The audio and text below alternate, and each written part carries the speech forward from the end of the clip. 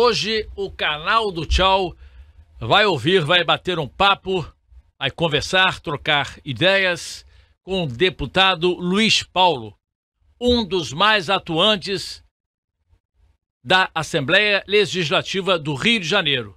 Está no 6º mandato. Vai tentar a reeleição. Com certeza as possibilidades dele ser eleito são bastante grandes. Afinal, o trabalho é feito com correção, honestidade e a população precisa entender isso. Para me ajudar aqui nas perguntas, nesse bate-papo, o diretor da Rede Manchete, Tiago Barcelos, também gestor público, foi subprefeito da Barra, subprefeito do Centro, sabe muito da cidade. Meu caro deputado, prazer contar contigo mais uma vez aqui no canal do Tchau. Quero te perguntar, a pauta da segurança, primeira pergunta, vai ser a principal pauta para o eleitor? Saber quem está voltando?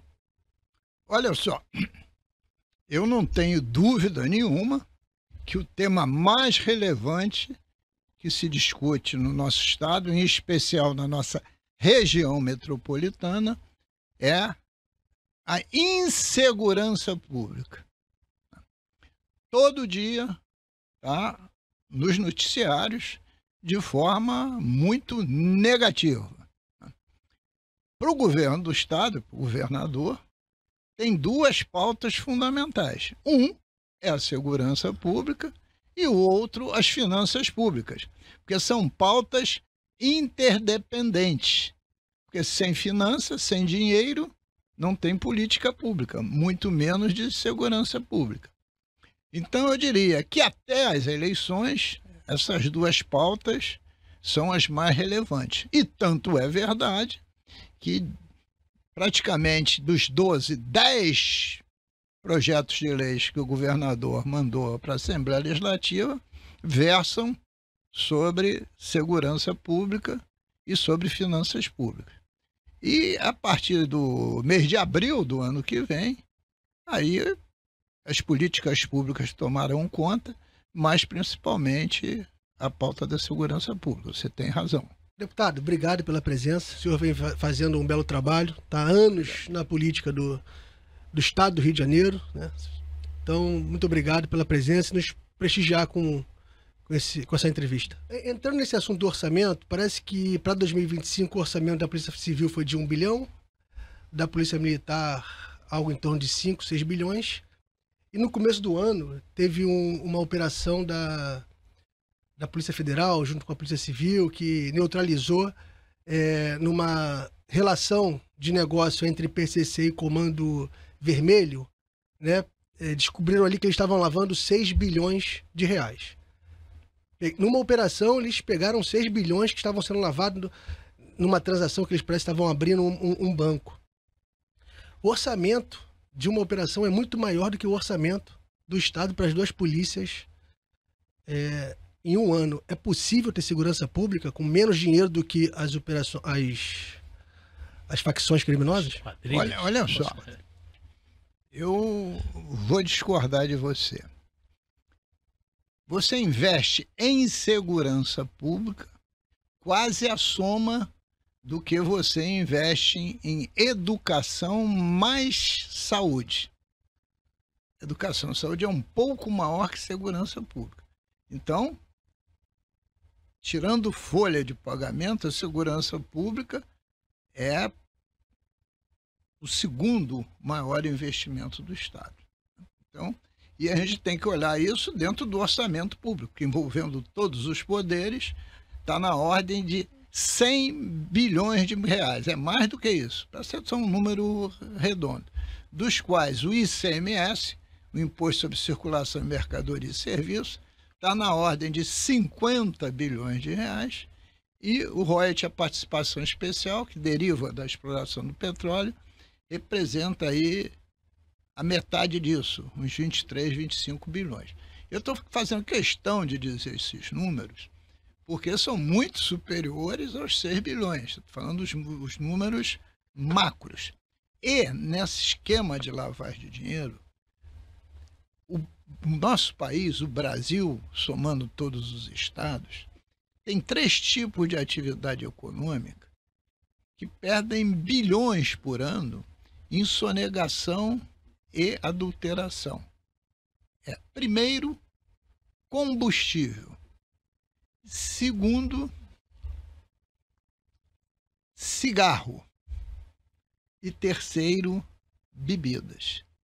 Então, esses 3 segmentos, o que tem de sonegação e de adulteração é uma grandeza. O famoso cigarro paraguaio é produzido aqui, nem é mais no Paraguai, né? E hoje ele sai até do país, né?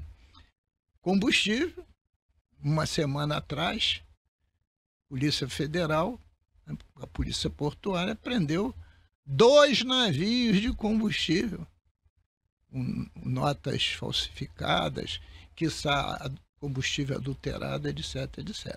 Bom, então estou dando esses exemplos para mostrar como é que a quantidade de dinheiro que vai se esvaindo. E a questão da segurança pública, o investimento, ele não cai do céu, ele tem que vir dos cofres públicos. E vem da onde? Vem dos impostos. Qual é o principal imposto do Estado? É o ICMS. Se o Estado não cresce, isto é, não tem desenvolvimento econômico e social, a arrecadação não aumenta. Se a arrecadação não aumenta, você não pode investir. Então, é como fosse a cobra comendo o próprio rabo, né? Você não cresce econômico e socialmente, arrecada menos, investe menos, a segurança piora. Então, está tudo intimamente ligado, né? E o grande desafio é que a gente possa ter um Estado competente. E um Estado competente precisa de gestores competentes. E há 2 tipos de gestores. Os gestores que vêm por causa da política, caem do céu nos cargos públicos, e os gestores que são funcionários públicos, e eu vou chegar lá. Então, vamos primeiro dos que caem do céu. Em geral, um governador, seja ele qual for, um prefeito, seja ele qual for, escolhe seus secretários em função das composições políticas que fizeram. Muitas vezes, secretários entendem tanto de um tema, como, por exemplo, transporte, quanto eu entendo de pilotar avião. Nada. Mas vira secretário. Que política pública pode dar certo, né? De outro lado, os concursos públicos para gestores qualificados, concursados e justamente remunerados, cada vez diminui mais, gerando o quê? Terceirização. A terceirização não deixa nenhum legado, mas tem um custo menor porque a terceirização não entra na folha. Então você veja que arapuca a gente fica se metendo, né? Vou fazer uma pergunta para o senhor. Pois não. O que o senhor acha do governador Cláudio Castro? Ele se encaixa aonde aí? Olha só, tchau. Você sabe que eu sou um deputado de oposição, mas eu sou respeitoso, né? Eu não faço parte do time da radicalização. Um governador que no final do seu 3º ano, para entrar no 4º, e já anunciando que possivelmente renunciará no final de março para ser o candidato ao Senado, veio a público e anunciou que o déficit orçamentário para 2026 é 19,2 bilhões de reais, só pode ser classificado como um mau gestor, né?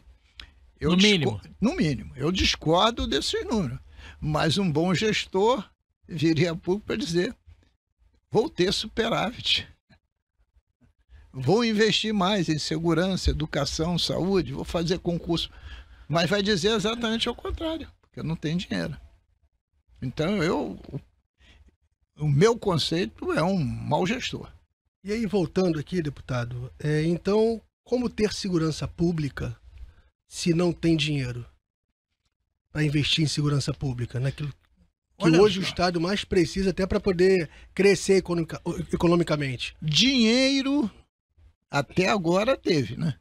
A folha não está atrasada, a segurança pública recebe de investimento quase o somatório do investimento em educação e saúde. Isto não é a escassez total de recursos.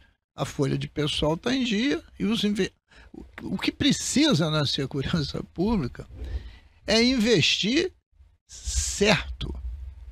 Os fatos estão comprovando que o investimento tem que ser em inteligência, seguir o dinheiro. As últimas operações que estão acontecendo no Abril estão mostrando isso claramente, que não adianta ficar só no combate cotidiano. Então, dinheiro para investimento em segurança pública tem. Não tem o quê? Competência, inteligência, estratégia, projeto, é isso? Olha só. Como é que você pode ter uma estrutura nas áreas críticas do governo em que você tem 3, 4 secretários mudando durante a gestão? Nada tem continuidade. E cada um que senta na cadeira, muitas vezes, não vou dizer todos, mas alguns, acham que o mundo vai começar com eles, né? E isso é o problema que é de gestão, de deixar a política permear essas escolhas a ponto de você não ter continuidade de gestão. Qualquer governo tem um núcleo duro. O que é núcleo duro? Aquelas secretarias que a gente chama da casa, que dão as diretrizes. Que deveria ser blindada politicamente? Totalmente blindada. Casa Civil. Por quê? Porque é a antessala do governador, de onde as decisões são distribuídas. Secretaria de Fazenda, que é a máquina arrecadatória. Secretaria de Planejamento, porque é quem faz toda a programação orçamentária. A Fazenda dá expectativa de receita e planejamento. Planejamento desenha todo o orçamento, né? Procuradoria-Geral do Estado, que é a representação do Executivo e do Estado no Judiciário, né? E, evidentemente, segurança pública, especificamente aqui no Rio de Janeiro. Se esses secretários mudam a toda hora, que fará nas outras políticas públicas que não são do núcleo duro? Então, agora, quem tem culpa também é o eleitor. Não, o eleitor nunca tem culpa. Mas o eleitor tem que saber votar, deputado. Não, olha só. Eu aprendi que o eleitor, no fundo, ele tem sempre razão. Porque pensa bem, Rochal, o eleitor está lá num bairrozinho, tal, precisando de tudo. Não importa, imaginemos que seja em Nova Iguaçu, precisando de tudo. Aí chega um político lá e diz assim, pelo menos nessa sua rua aqui, falando erradamente, eu vou botar iluminação pública. Vou Quem asfaltar. bota é a prefeitura, eu vou asfaltar, Poder Legislativo não faz isso. Mas, pô, tu tem que arranjar uns votinhos para mim. Aí o cara vai dizer que não. Quando ele olha essa lógica do Estado toda invertida, você está entendendo? Então, porque assim fica fácil. Está tudo errado porque o eleitor votou errado. Está errado. É quem quer ser candidato e consegue o mandato e se porta contrariando os interesses maiores dos eleitores. Você conhece diversos parlamentos. Eu já fiz um desafio uma vez para um jornalista, quando você era bem novo, uma década atrás. Agora ele já é um homem de 30 anos, quando ele era bem novo, 30 anos, quando ele tinha uns 20 anos. Faça uma pesquisa em qualquer parlamento, uma perguntinha só. Vereador, deputado, qual é o valor do orçamento do Estado ou do município? A grande maioria não sabe. Sabe nada. Ué, se você não tiver pelo menos o conhecimento do beabá do que é finança pública, nada pode dar resultado. Eu estou aqui na Rádio Manchete. Eu garanto que o Thiago, no final de cada mês, vai verificar receita e despesa para ver onde ele vai apertar os trincos. Né? Porque todo mundo sabe que o lucro é o encontro da receita com a despesa. Só que tem que, na lei orçamentária, ela é cheia de regras. Um livro com uns 7 centímetros de altura, sem texto, cheio de números e códigos. Então, em geral, o parlamentar, o secretário, pega aquilo, nem abre. E vai querer falar sobre o tema pela boca do assessor. Mas, às vezes, o assessor não está presente. Né? Então, como é que fica isso? Então, é necessário. Por isso que eu digo que o concurso público é fundamental para qualificar, você ter o funcionário que realmente possa corresponder à sua remuneração, à sua qualificação, e que isso seja revertido a favor da população em políticas públicas.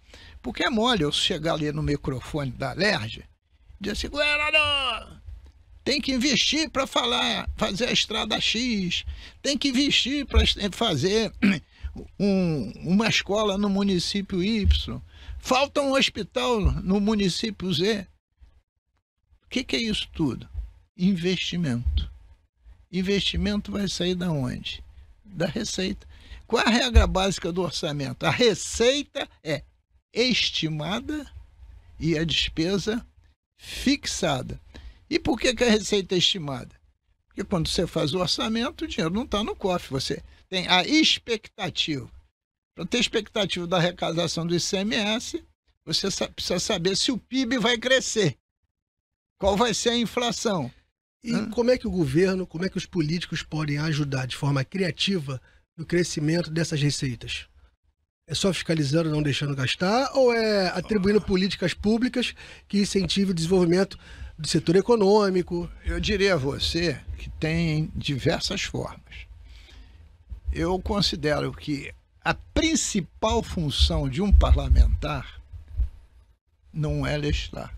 A principal função, para mim, é fazer o controle externo da administração pública. É fiscalizar. E você não fiscaliza a administração pública.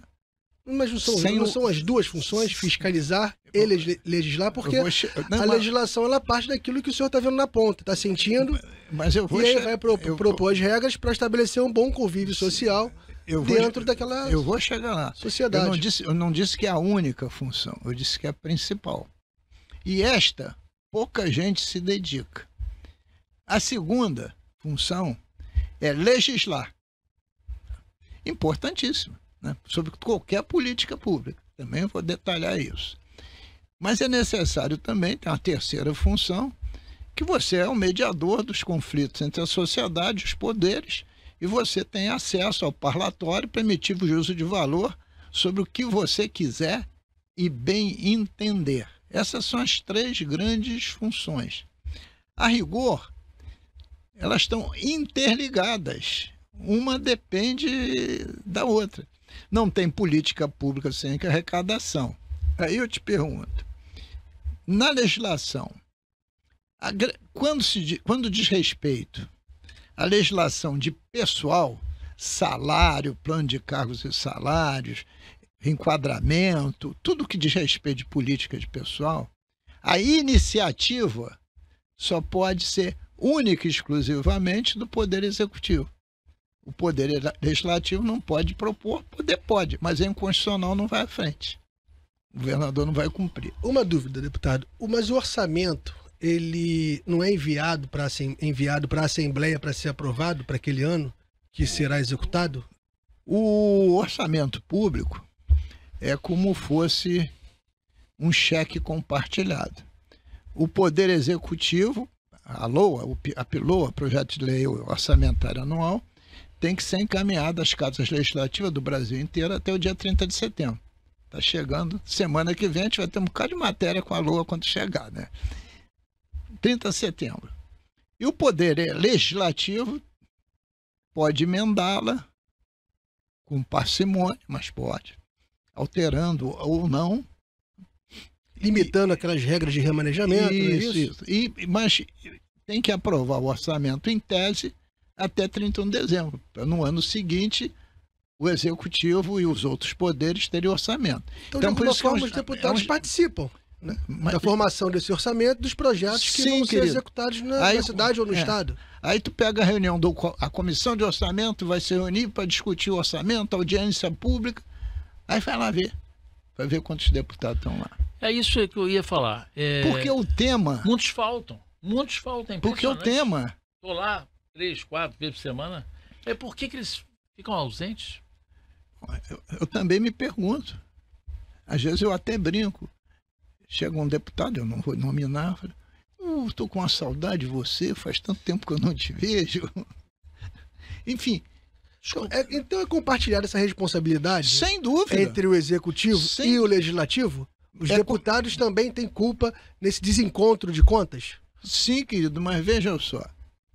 Quando o orçamento volta, algumas emendas, para não dizer uma parte significativa dos deputados, é vetada pelo governador.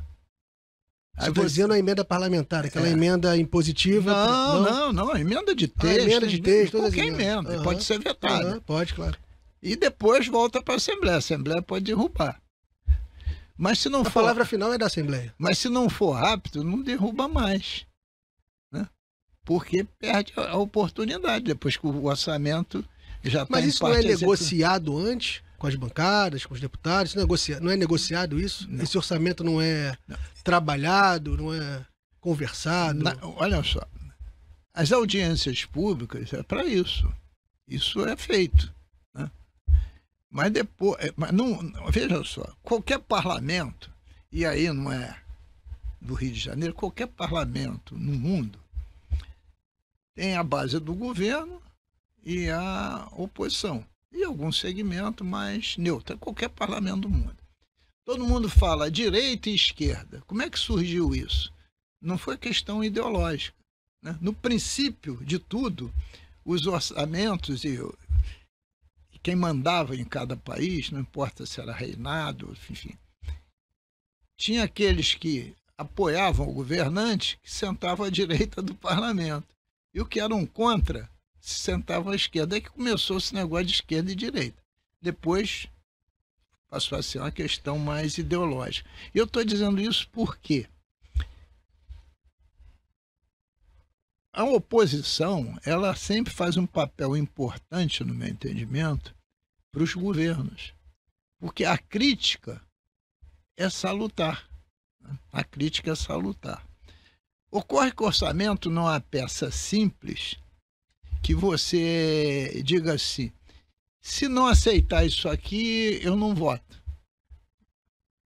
Porque se já o gestor, sem uma lei orçamentária, com uma lei orçamentária, ele já se torna um mau gestor, imagina ele sendo gestor e governando com 1/12, né?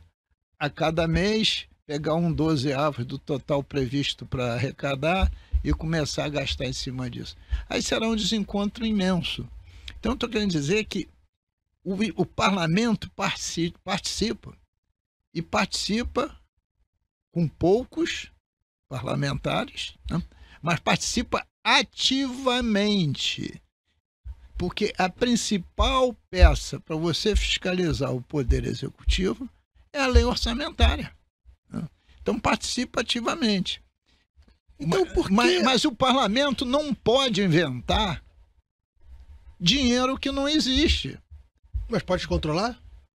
Sim, mas aí o orçamento já está aprovado. Por isso que eu falei a principal função.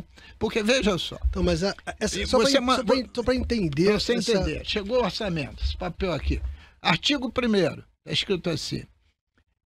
Eu gastarei na educação 5 bilhões, que responde a 25% das receitas oriundas de impostos. Eu não quero 5. Eu, parlamentar. O ideal é ser 6. Mas uma pergunta... Peraí, mas deixa eu acabar para você entender. Para ser 6, eu preciso botar 1 bilhão a mais, tá certo? eu tenho que tirar de algum lugar, porque 1 bilhão não cai do céu. Eu tenho que cortar em outra despesa. Não é uma coisa fácil. Não é, mas esse projeto orçamentário, ele não vem apresentando também o que vai ser feito, quais são as diretrizes, onde é que se quer chegar, qual é o objetivo? Não tem um horizonte? Tem. E, então, não se analisa quais são as metas com cada investimento desse sendo proposto, com cada orçamento desse sendo proposto? Desde a LDO, da Lei de Diretrizes Orçamentárias, que o orçamento se pauta. Então não tem surpresa em relação ao problema de hoje em dia. A metas dos recursos para a segurança pública em relação... Como meta, não. Mas surpresa, volto a dizer. Não existe surpresa. Existe surpresa, e muita. Eu volto a dizer. As metas vão definir e fixar as despesas, a receita estimada. Se tu fez um orçamento prevendo a receita de royalties de participação especial com dólar a 6 e o preço do barril a petróleo a 90, e você fez essa estimativa no ano anterior, quando chega na hora de executar o orçamento, o dólar fechar a 5 e o barril a 80, a tua estimativa, ó, aí tu tem que cortar a despesa. Quando você manda um orçamento deficitário, ainda te engessa muito mais, né? Porque está deficitário, já está faltando dinheiro. Esse orçamento ele é feito com base em projeções, projeções passadas, projeções futuras, resultados do que foi o ano passado, não é isso? Não, é feita uma análise de risco sobre o que está sendo apresentado. E mais ainda, mas olha só.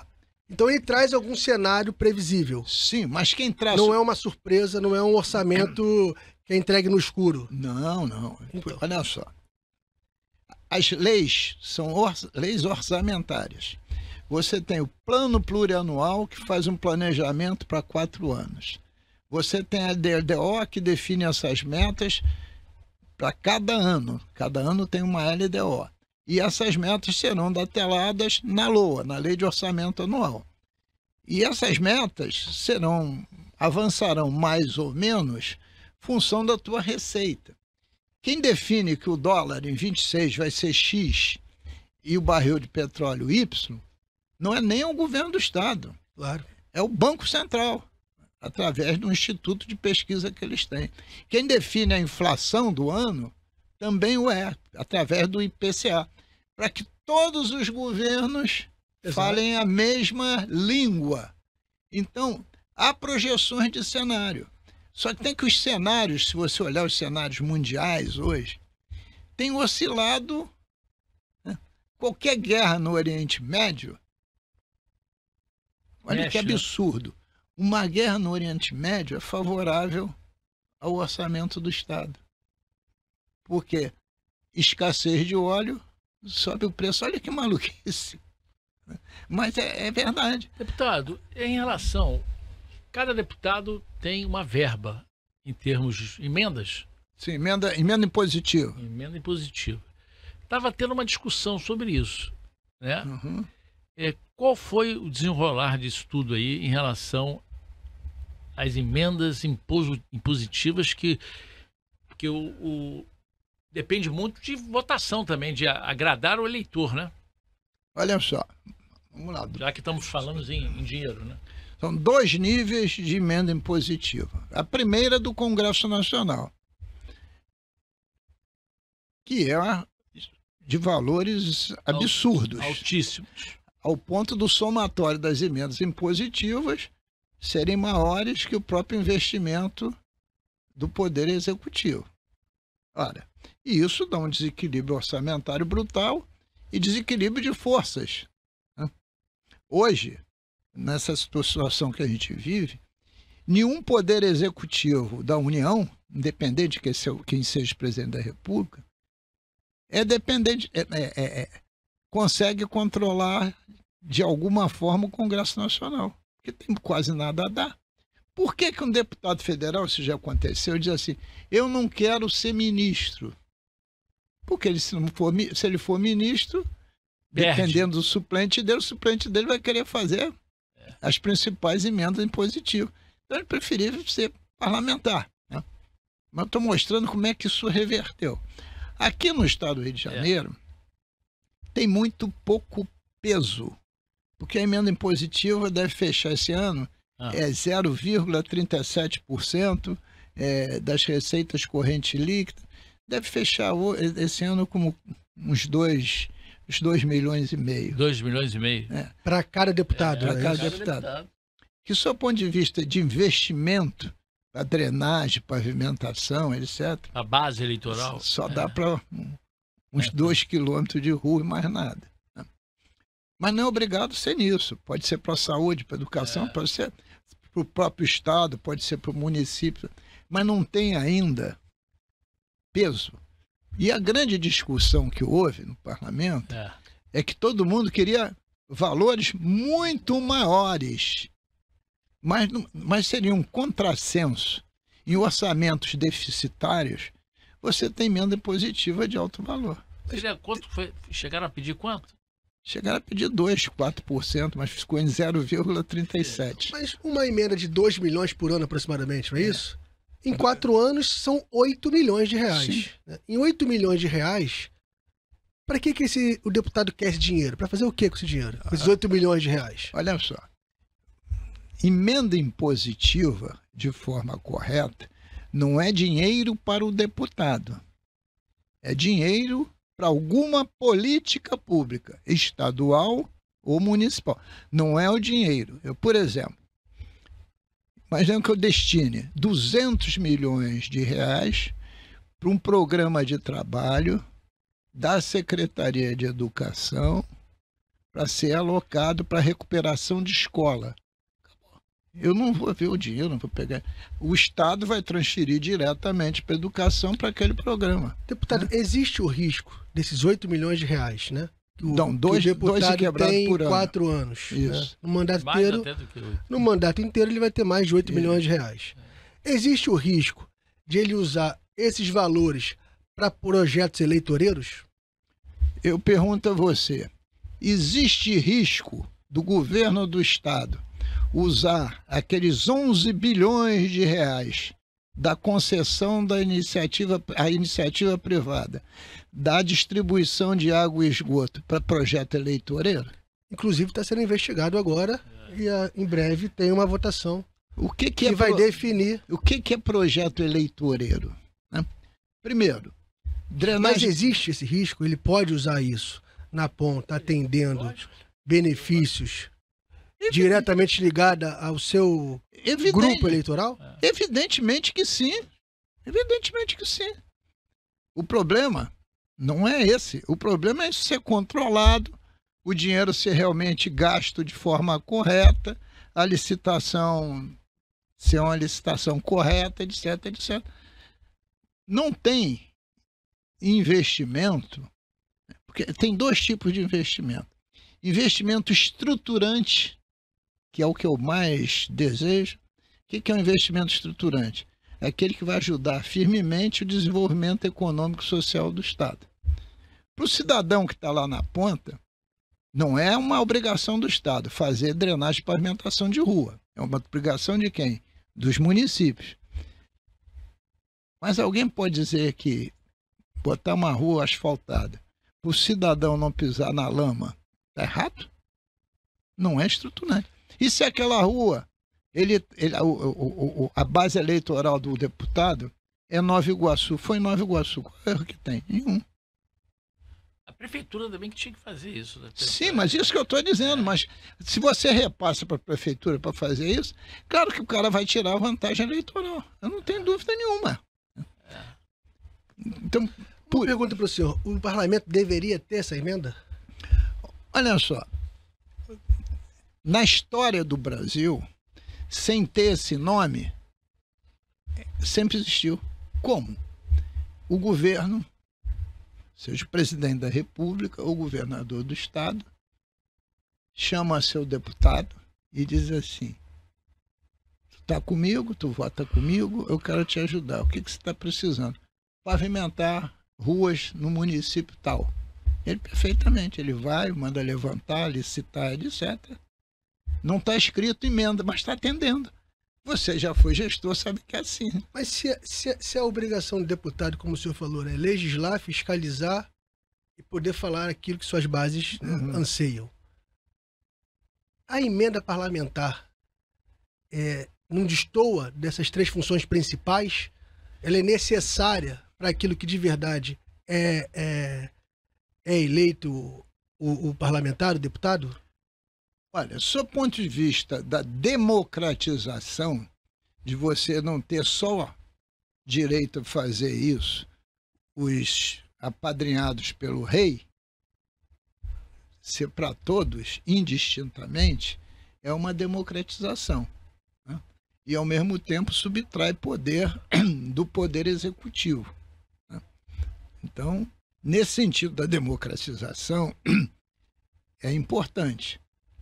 Sob o ponto de vista dos investimentos estruturantes, não seria importante. Né? Porque a grande briga do Brasil, histórica, é sobre quem fazia o orçamento. No início da nossa democracia, na transição do Brasil Império para o Brasil República, quem chegou a fazer o orçamento, a origem, era o próprio parlamento. E depois saiu para o executivo.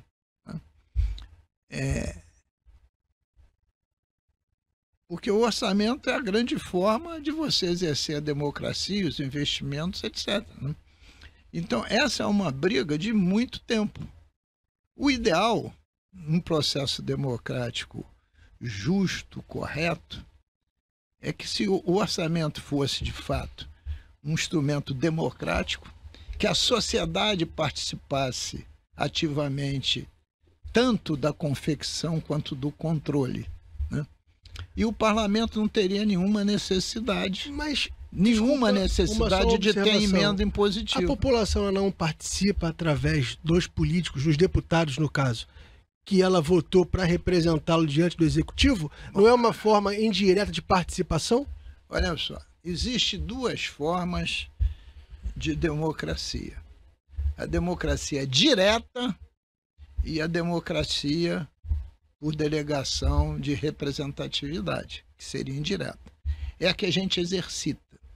Porque a democracia direta seria muito difícil de exercitar. Como é que você faz essas consultas? Mas eu acredito, com toda a tecnologia que a gente vem aumentando a cada dia com inteligência artificial, e se você melhorar também, melhora as qualificações, você pode cada vez mais ter uma democracia direta participativa. Se você reparar nas eleições americanas, quando você vai escolher presidente, senador, etc., etc., em muitos estados tem perguntas objetivas, como fosse plebiscito, para ver o que é que o povo deseja. O plebiscito, o referendo, são instrumentos da democracia direta. O ideal é ser um mix, né? Porque uma democracia direta pura é quase impossível, é ser um mix. Porque quanto também mais você afasta o povo da confecção e do controle, mais esse orçamento pode ser manipulado. Né? Vamos agora mudar o assunto um pouco. O senhor é do partido do Eduardo Paes. PSD. PSD. Ele já anunciou que é candidato, pré-candidato ao governo do Estado. Acredito que eu seja. Ele anunciou, acredito que eu seja. Como é que o senhor analisa, já que existe grande possibilidade do presidente da Alerj, deputado Rodrigo Bacelar, também ser candidato? Quem seria o favorito? O deputado Rodrigo Bacelar tem uma grande influência no interior. Eduardo Paes seria mais na capital. Qual a sua avaliação de um político experiente? E quem já saiu na frente, quem ganharia? Bom, primeiro, a região metropolitana é considerada no Estado a região, grosso modo, dos 80% de tudo, inclusive da população. Se tem 80% na região metropolitana, a grande definitora de eleições majoritárias é a região metropolitana. Se aqui tem 80%, o interior tem 20%. Então, qual é o desafio dos candidatos? Quem é do interior, ser conhecido na região metropolitana. Não estou falando da capital especificamente. E quem é da região metropolitana, ser conhecido no interior. Esse é o grande desafio. E na região metropolitana, a capital tem aproximadamente 45%. Então, qual é o desafio do Eduardo Paes? Interiorizar a sua campanha, quando tiver. E qual é o desafio do candidato que seja, por exemplo, Bacelar, em uma candidatura? Fazê-la forte na região metropolitana. Bom, e qual é o handicap de cada um? Do Eduardo Paes, 4ª vez prefeito, seu nome é altamente conhecido, talvez o cidadão mais humilde de Porciúncula, que é o município mais longe, lá na divisa com Minas. Nós temos 92 municípios, seguramente já ouviu falar dele, né? Então, o nome tem muita permeabilidade, eu vou dizer. É a 4ª candidatura a prefeito. E já teve 2 candidaturas a governador. Perdeu. A de governador. Mas as 4 de prefeito ele ganhou. Ele saiu ganhando nas pesquisas, né? Lembra? O Witzel era 5º, lá embaixo, e ele na frente também, como é hoje. Mas cada eleição você analisa em função daquele momento político que você está atravessando. Quem ganhou a eleição, você me perdoe, não Bolsonaro. Foi o senhor Wilson Witzel. O Bolsonaro elegeu governadores e os 2 senadores, nosso Haroldo de Oliveira e o filho, o Flávio Bolsonaro, que inclusive foi deputado junto com o meu. Eu estou dizendo isso porque cada eleição é um momento diferente. Ele não ganhou só do Eduardo Paes. O Eduardo Paes era o primeiro e o Romário em segundo. Ele ganhou de todos os 2.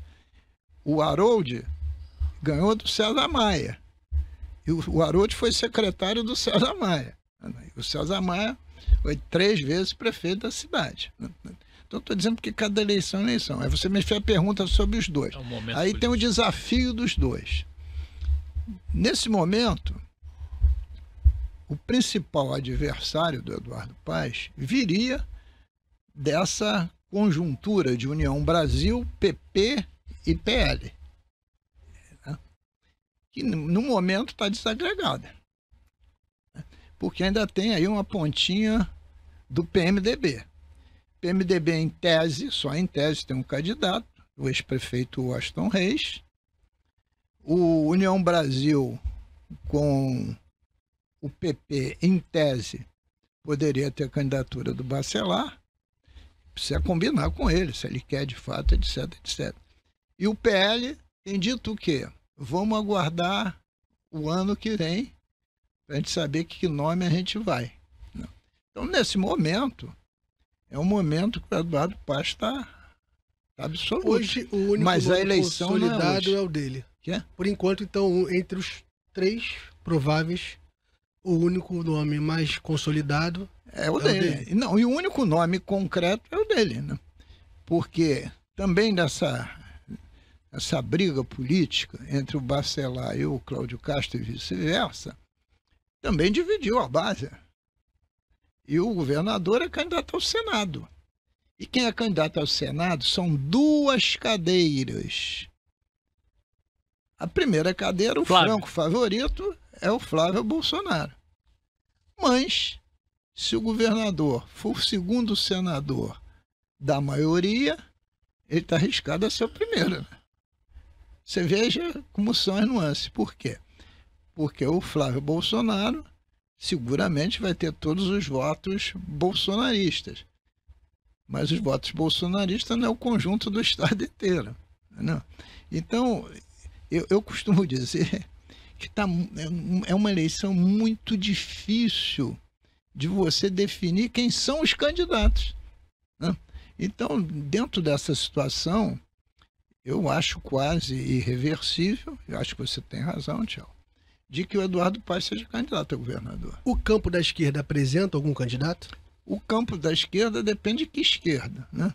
Se for a esquerda do PSOL, terá candidatura própria.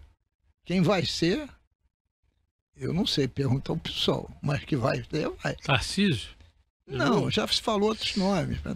Enfim, mas não importa, vai ter um nome. Siri, né? Vereador. Sim, tem uma opção de nome, mas vai ter um. Vai ter um Mas nome. eles estão brigando entre eles. Sim, mas que vai perder. É. O melhor E do adversário PT? do PT vai depender do jogo nacional. Porque o PT só lançou um pré-lançamento, o nome da Benedita, para o Senado. Se o Eduardo Paes apoia o Lula, o PT não pode lançar candidato. Vai apoiar. Vai querer brigar, vai apoiar, vai querer lançar vice. Até porque, cá entre nós, tudo que a direita precisa no Rio de Janeiro é um candidato de esquerda. Uma pergunta, uma Poder dúvida. bater. E para ganhar. Uma pergunta, ainda nesse campo das especulações. Caso o Eduardo Paes apoie o Lula, consequentemente, não vai ter um candidato do PT, que vai estar representado pelo Eduardo Paes.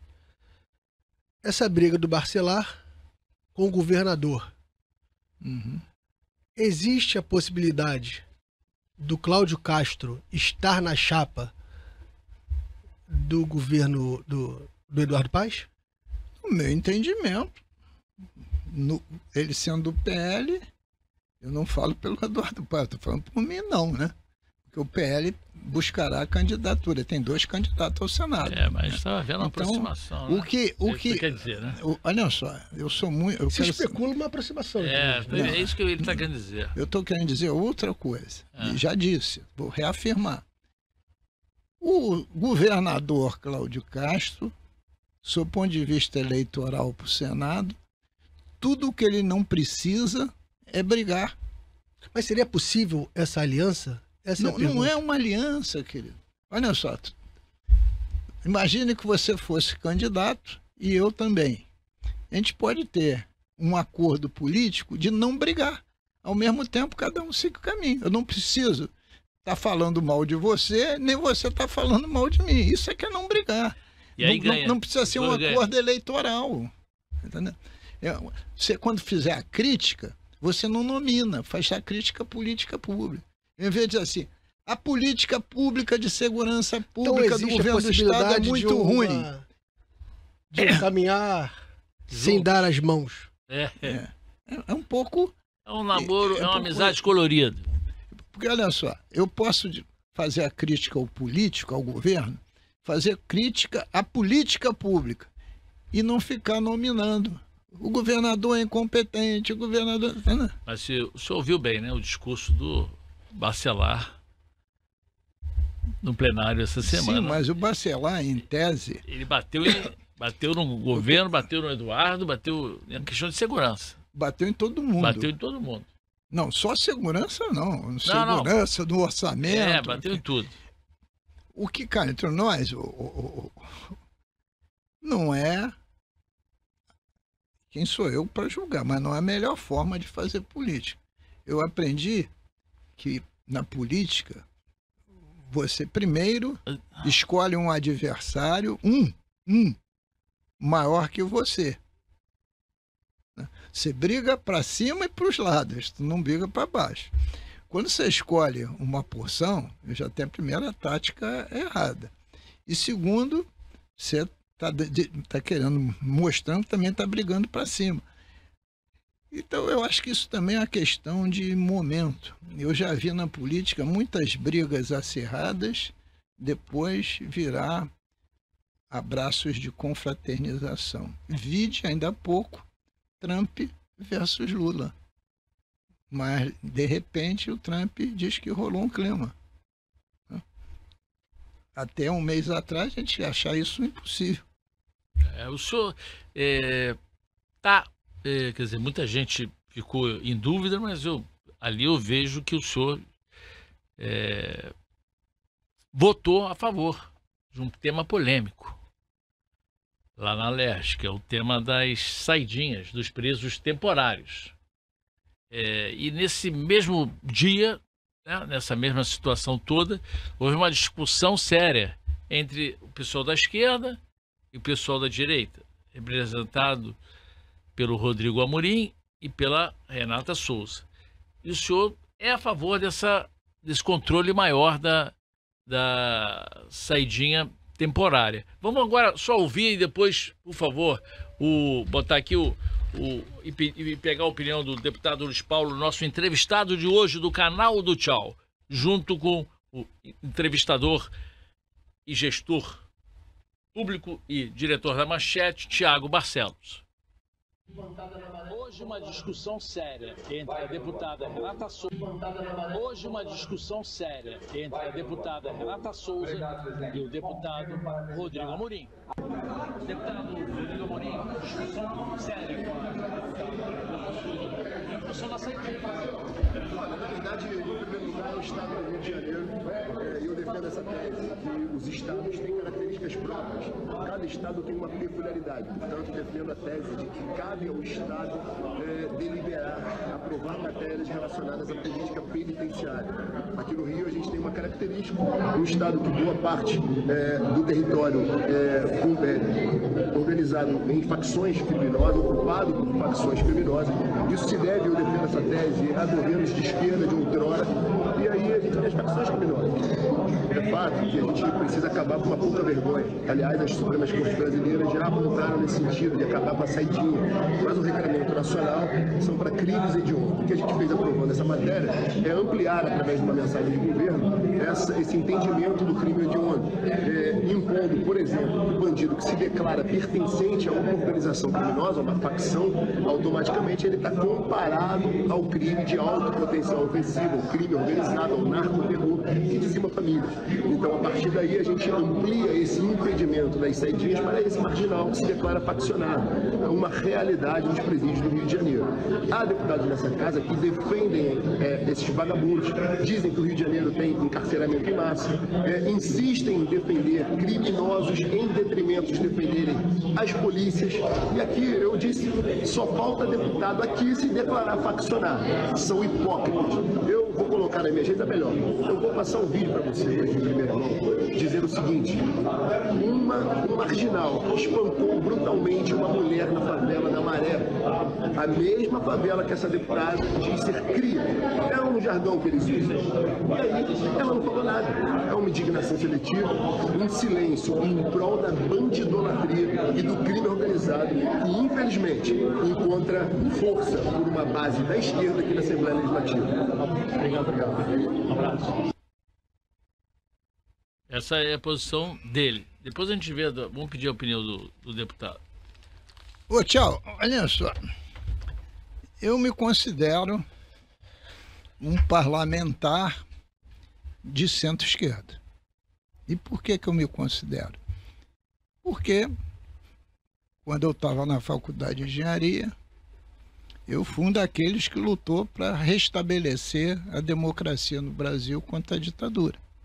E me formei politicamente naquela época. Tive em todos os protestos, em todas as formas de atuação para que a democracia voltasse. E minha concepção de Estado é uma concepção social-democrata, né?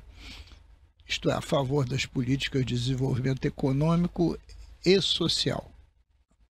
Dito isso, eu acho que esse tema da saidinha tem duas vertentes. E eu votei a favor. Eu votei contra, e também vou justificar você, e votei contra a questão específica da gratificação faroeste por causa do termo que está lá, faltou só coragem de escrever matar, né? Bom, mas por que a saidinha tem uma vertente interessante? Você não está acabando com a saidinha. Você está simplesmente botando algumas outras limitações. Não está acabando com a saidinha. Ela vai continuar a existir porque é uma conjuntura de legislação federal. Você está botando para você ser contemplado com a saidinha, você não ser ligado a nenhuma facção, né? Porque as facções, de uma maneira geral, pertencem ao crime organizado, e a gente está vendo o resultado disso tudo. É colocar limitações. Assim mesmo, o juiz penal vai verificar todas essas hipóteses. Essa é a primeira vertente, não está acabando. A gestão penitenciária é do Estado. A legislação penal não é do Estado.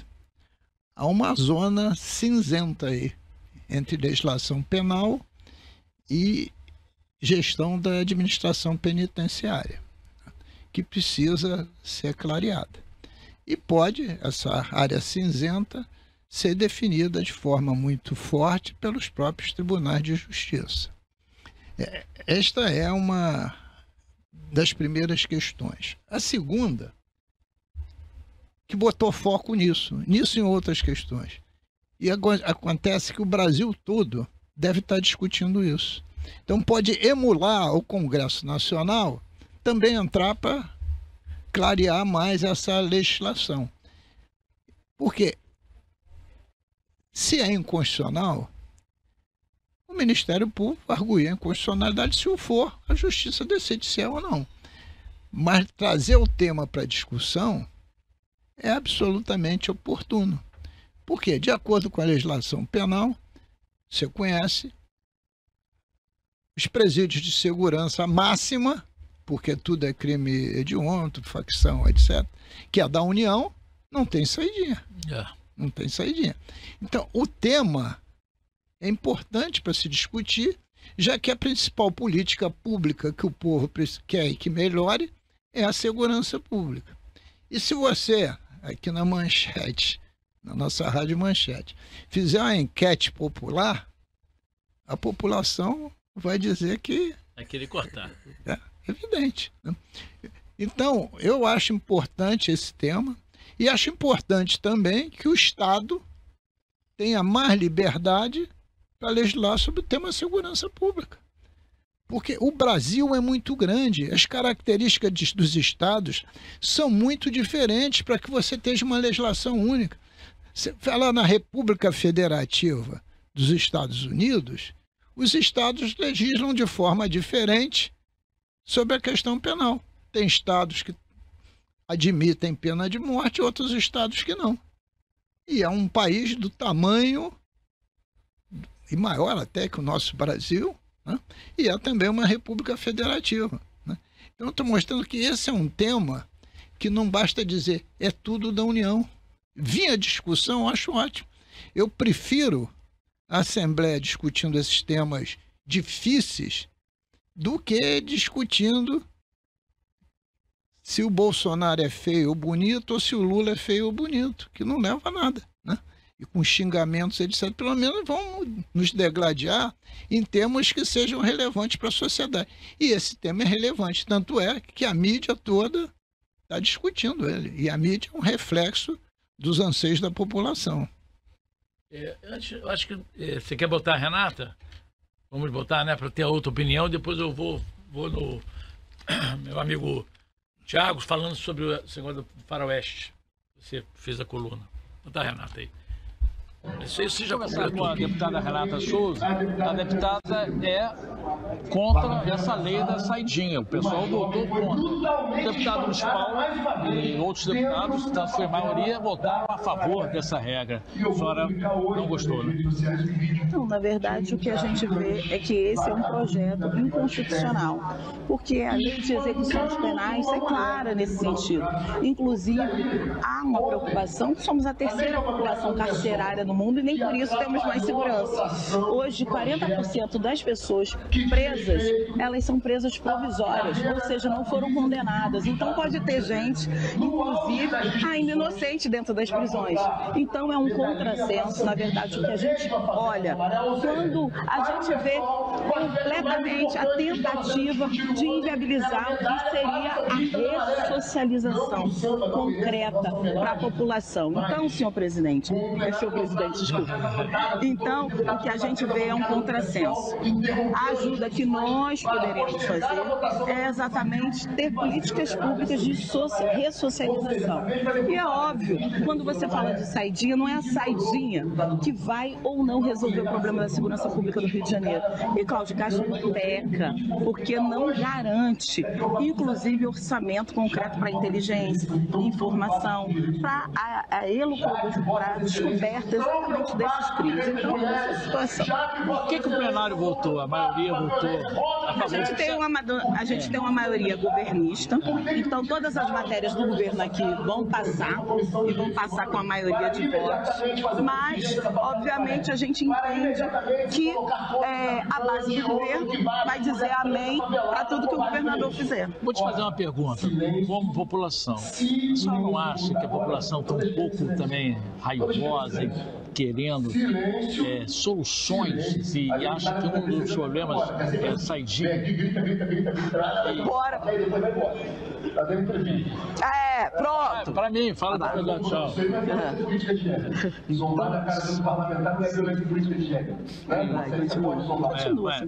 pode falar. Você acha que a maioria da população não quer isso? Não quer? A maioria da população tem que entender que segurança pública não se faz exatamente por causa de uma saidinha de banco. E segurança pública tem que trazer um sério investimento. Porque não adianta, a gente tem o maior orçamento para a segurança pública, 13 bilhões. Só para você ter uma ideia, para educação e para a saúde são 6 e 7 bilhões.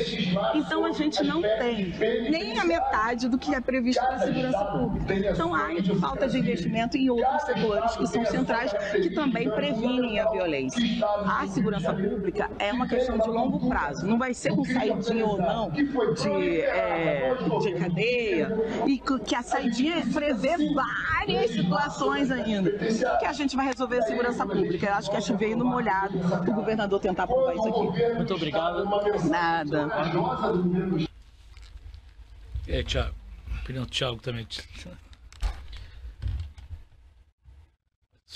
A gente vai falar sobre saidinha. Porque ele está querendo... Eu acho que esse debate, deputado, minha opinião, e aí entender do senhor melhor isso, o senhor já falou isso não é uma discussão de direita e esquerda. Isso é um anseio da população em querer ter uma vida mais tranquila na cidade, né? Não estar com tanto medo. Acho que a gente tem uma cidade onde o número de carros blindados extrapolam e as pessoas passaram a achar comum e normal ter carro blindado. Hoje virou, não é um objeto de luxo, é de necessidade carro blindado. Para mostrar para o parlamento, para os deputados, a sua maior angústia.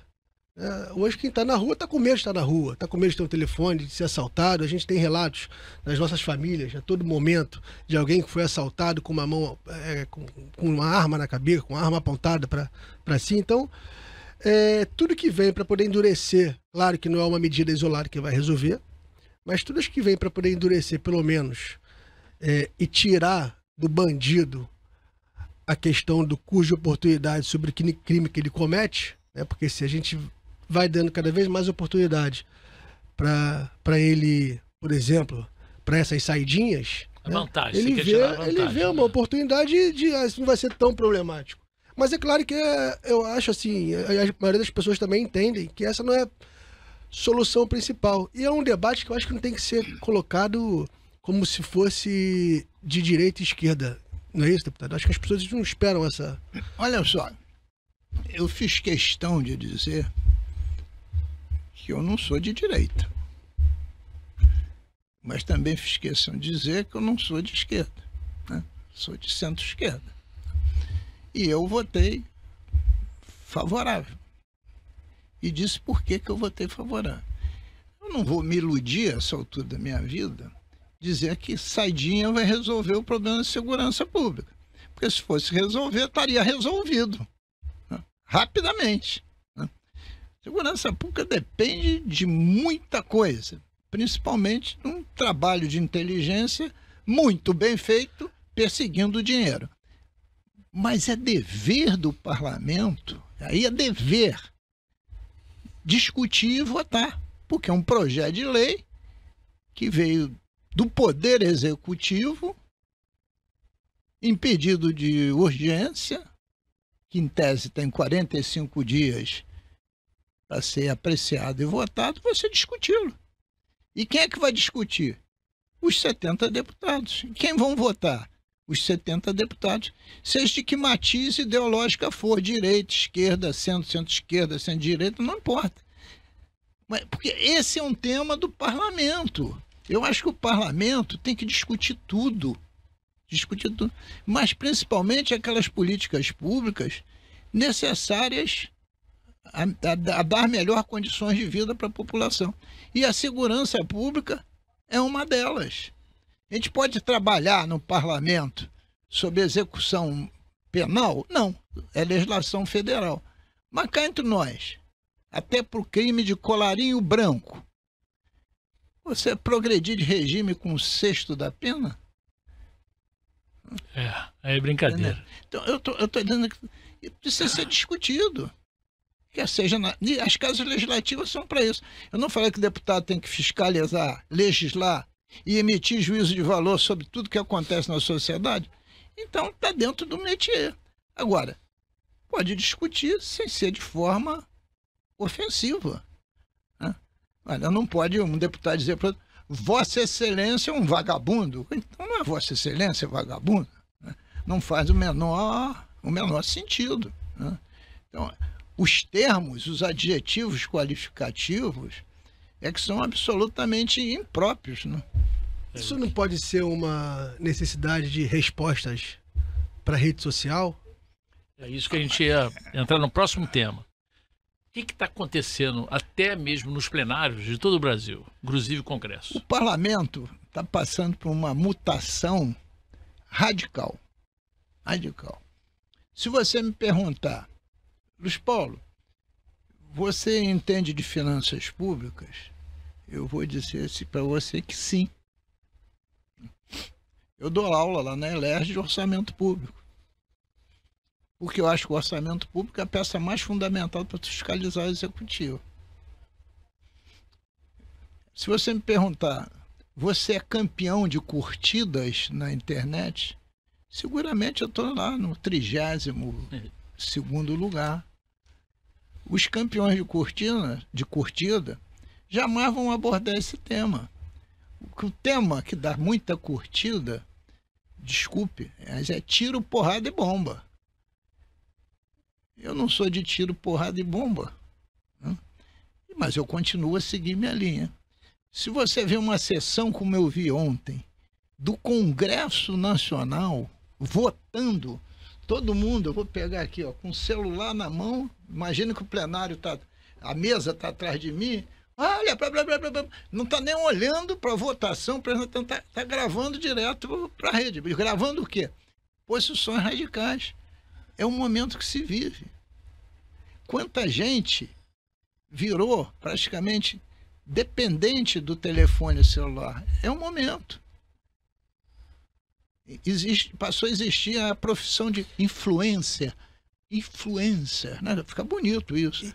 1 milhão de seguidores. Aí tu pega o que o influencer... Esse novo momento, essa necessidade de respostas imediatas e rápidas, está tirando a qualidade do parlamento? Eu não tenho a menor dúvida. Por quê? Além do mais, as pessoas aprenderam a ler. Antigamente era em cartilha, livros, etc. Agora... Hoje não é capaz de ler mais do que o tamanho do telefone celular.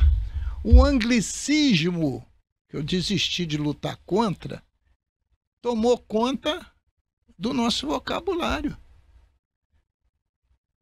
Notícia falsa, que tem na nossa língua portuguesa, virou fake news. Influencer virou uma profissão formada por não sei qual academia, né? Influencer. Né? Quer dizer, até a nossa língua está indo lagoa abaixo. Os termos em inglês de internet estão tomando conta. E o parlamentar, olha só, hoje isto é uma realidade. Eu não vou afirmar para você que o parlamentar que não estiver na rede perde a eleição, se não estiver na rede. Porque eu não posso afirmar o contrário. Se ele estiver só na rede, que ganha eleição. Pode ganhar ou não eleição. Mas um parlamentar que não tiver na rede, a chance de ganhar a eleição é muito pequena. Mesmo os eleitores, mesmo os candidatos distritais. Você pega candidato distrital e vai ver o número de curtidas que ele tem, é um fenômeno. Os caras fazem 10 vídeos por dia. Eu vejo, o deputado está botando a gravata, já tem lá o assessor filmando.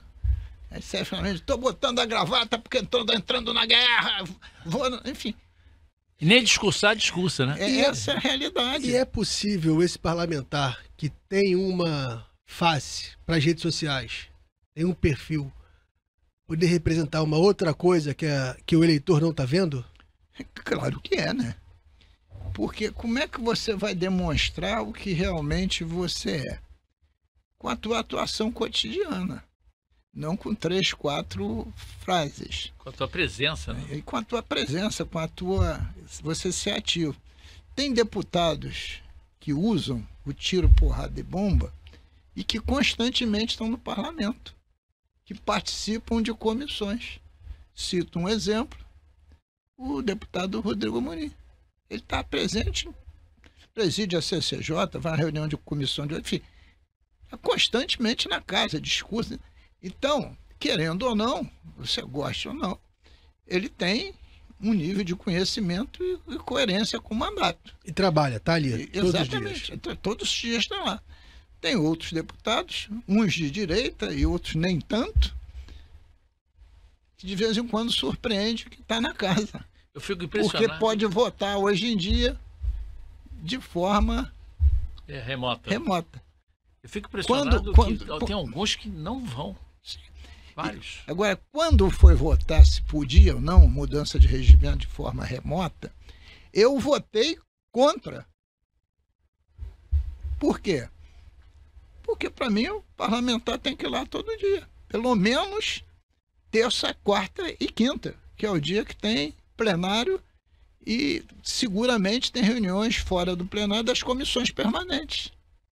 Mas isso é uma tendência do Brasil inteiro, não é só da Assembleia. Outro dia está discutindo se o cara podia exercer o mandato dos Estados Unidos, pô. Onde nós chegamos. Então, é claro que isso tudo está fazendo uma transformação que, no meu entendimento, infelizmente, não é para melhor. É isso. Bom papo, né, Thiago? Maravilhoso. Muito bom. Muito esclarecedor. Traz aqui aproxima as pessoas da política, de uma conversa fora aqui das redes sociais, com bastante conteúdo. Divulga a boa política para a cidade, para as pessoas, que eu acho que esse é o objetivo, né, Thiago? Mostrar as propostas, conteúdo do que ele pensa. Eu acho que o canal do Tchau tem essa vertente, né, de trazer não só segurança pública, e hoje nós conversamos também sobre segurança pública, mas outros assuntos também importantes na política, sobre o mandato do deputado Luiz Paulo, sobre outros mandatos, sobre a Alerj, situações que acontecem nas leis, sobre essa saidinha, que é um assunto que é bem importante. Você deu essa contribuição muito boa em relação à tua experiência também como gestor, como subprefeito lá da Barra e também do centro, em 2 gestões. Você conheceu o Eduardo Paes e conheceu o Crivella, hein? Foram 2 passagens importantes onde eu aprendi muito o que é o dia a dia com as pessoas, o que são os problemas de verdade da cidade, porque a função do subprefeito é a da ponta, né? É aquele cara que lidar com todos os problemas, com a parte mais sensível. Espécie de deputado também, vereador. O subprefeito é como fosse e teve até contradições com os vereadores, né, no início. Porque ele está na ponta. Ele é o elo de ligação entre a população e o poder executivo. E o vereador gostaria de ser somente ele esse elo. Mas os ouvidos de escutas são diferentes. O subprefeito, em tese, tudo na vida é em tese, ele tem esse ouvido aberto exatamente para tentar resolver aquelas demandas, mas em tese ele não está pensando naquilo que a maioria dos políticos pensam, que é o voto. O retorno é melhorar a qualidade de vida daquela localidade. Da região. Né? Mas é uma atividade muito importante. A eleição mais difícil que existe no Brasil, Tchau, não é de presidente da República, não é de governador, nem deputado, é de vereador. Porque a cobrança, você sabe disso, é muito grande. E o cidadão, no fundo, ele quer resolver o problema que está afligindo a ele, especificamente. Então, é uma atividade muito importante. E por isso que a cidade do Rio de Janeiro está dividida em regiões administrativas, né? Em subprefeituras, em zonas, né? Agora criou-se a Zona Sudoeste, né? Que é parte da antiga Zona Oeste, enfim, está se avançando. Mas já deixa eu falar uma coisa. Eu acho que teu podcast, que eu estou conhecendo pela segunda vez, né, porque eu já tinha ido a um outro. Não, terceira. Terceira? É Zona Portuária, Barra. É verdade. Eu tinha esquecido da Barra. Eu acho que é um podcast que permite a gente ter uma conversa bem mais aberta. Né? Aí na tarde de hoje, tarde de noite, né, porque já são 20 horas, né, sendo entrevistado por vocês, você já traz uma grande experiência do jornalismo. Né? E no jornalismo você se dedicou muito também à área da segurança pública. Mas quem está no jornalismo, a graça do jornalismo é que não tem repetição, cada dia é um dia. Né? Você tem que se virar nos 30. Né? Exato, Então já carrega essa experiência imensa. E o nosso Thiago, que eu não o conhecia pessoalmente, além de ser o entrevistador, ele também carrega a experiência de ter sido do Poder Executivo. Perfeito. Porque quando você não participou de nenhum dos poderes, é mais difícil entender. Ele já viveu o que é demanda, o que é pressão, o que é o executivo dar certo, o que é o executivo dar errado, ter a empatia da população ou ter a antipatia da população, porque no fundo o político também é isso. Eu posso sair daqui, atravessar Rio Branco, encontrar um cidadão que vai fazer uma opção de elogios, eu vou ficar feliz. Atravessei a Rio Branco, vai ter outro. O senhor botou errado, como o senhor fez isso? É isso. A aceitação popular ou não se dá constantemente. E você andando na rua. Porque também só no celular você está sempre protegido. Né? Eu, por exemplo, já que você gosta de falar de segurança, eu sempre neguei ter segurança pública, carro blindado. E olha que foi governador em exercício. E teve época que nem carro eu tinha. Por quê? O cidadão é assim. Né? E se você tiver muita proteção, você se afasta do mundo real. Perde a sensibilidade, né? Você perde do que é a realidade, real. Né? O que está acontecendo de verdade. Uma vez eu peguei o metrô na Barra não, em São Conrado, e vim aqui para Rio Branco. Eu tinha ido lá um fisioterapeuta e na volta eu vim de metrô, aquele metrô que tem ali a Boca na Rocinha, né? E teve um cidadão sentou do meu lado, falou sobre a seringueira que é explorada aqui naquela região de Conceição de Macabu, não, ali, divisa entre Cabo Frio, Rio Bonito, tem uma plantação imensa de seringueiras, onde tira o látex, né, para vender para a indústria de pneu lá da Zona Oeste, para Michelin. Pô, fiquei feliz, rapaz, porque eu não sabia que a gente tinha plantação de seringueira aqui, né? E o cara conhecia a fundo, trocando ideias sobre desenvolvimento econômico. Eu digo, jamais eu esperava de ter um aprendizado desse dentro do metrô. Dentro do metrô. Depois foi um que era funcionário do Tribunal de Contas. É uma experiência riquíssima. É o dia a dia. É o dia a dia. E que você não pode se afastar, né? Por isso que eu digo que se você estiver fora da internet, seguramente você perde a eleição. Mas se você não tiver contato com o povo, tu perde também. Perde também. Você, meu seguidor, que obviamente gostou desse bate-papo com o deputado Luiz Paulo, compartilhe essa conversa. Faça a inscrição no canal do Tchau. Dê o like. É muito importante.